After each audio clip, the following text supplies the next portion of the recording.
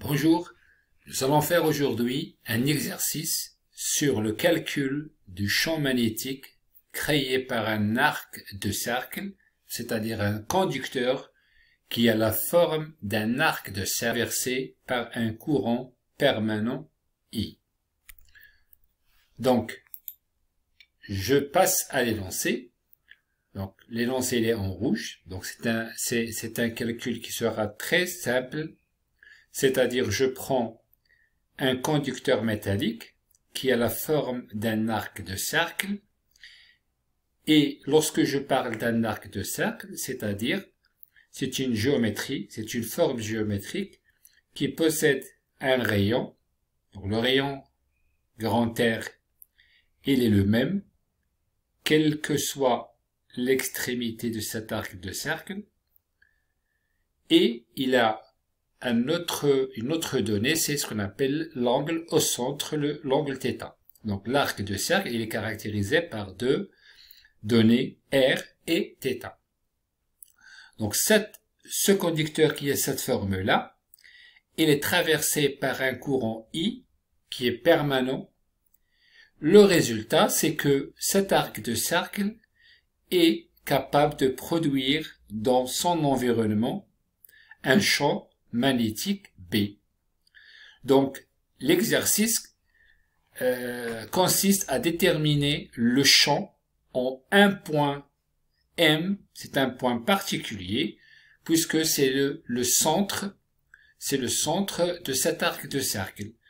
Donc, on veut appliquer la loi de Biot et Savart pour déterminer ce champ magnétique produit par cet arc de cercle au point M. Donc voilà notre schéma. Voilà notre schéma. Donc on a pris l'habitude, à chaque fois qu'on veut déterminer le champ magnétique par la méthode directe qui est la loi de Biot et Savart, de prendre un élément de longueur d de L, traversé par le même courant I, donc je vais parler d'un élément de courant, et cet élément de courant I de L, qui est centré au point P, va produire au point d'étude M un champ élémentaire D de B. Et donc, ce que l'on va faire, on va essayer d'appliquer la loi de Biot et Savart pour déterminer D de B, et nous allons procéder à une intégration pour déterminer le champ global produit par tout l'arc de cercle. Donc voici la loi de Biot et Savart. Donc le champ B sera l'intégrale de cette quantité vectorielle. Donc ce produit vectoriel va nous aider à représenter le champ magnétique. Il suffit de faire le produit vectoriel entre ces deux vecteurs D de L et P de M. Et le résultat de ce produit va nous aider à avoir le champ magnétique, soit D de BM, soit le champ carrément global.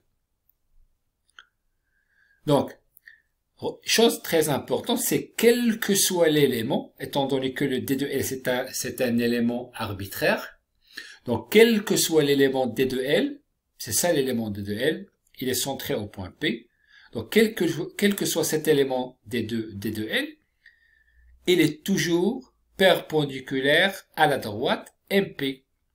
D'accord? La droite MP qui est normalement un vecteur. Et dans la norme, c'est le rayon R, puisque le R il est partout.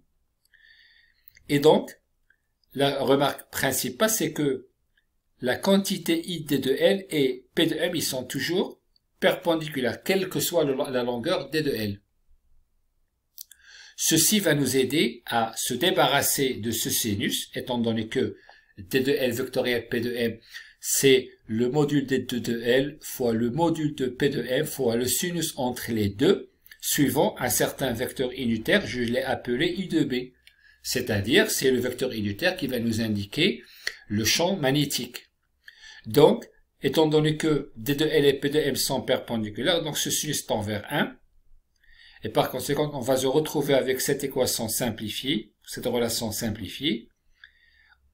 On va s'intéresser uniquement en module, parce que la quantité, direction il est très simple à déterminer en utilisant l'une des règles qu'on connaît.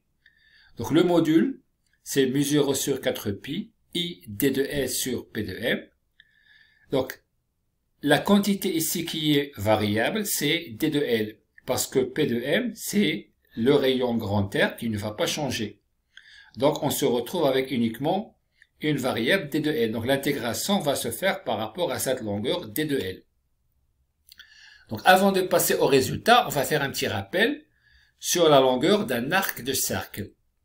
Donc un arc de cercle par définition est une portion de cercle qui est limitée par 2 points. C'est-à-dire si je prends un cercle, là je peux prendre cet arc de cercle, c'est une portion de cercle délimitée ou limitée par 2 points et qui possède deux données principales, le rayon et l'angle au sommet, le θ, déterminé soit en radians l'angle, soit en degrés.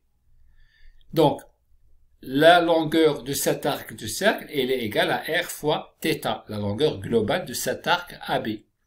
Donc, étant donné que nous sommes intéressés par l'élément d de L, on va juste dériver cette quantité, sachant que R, elle est constante.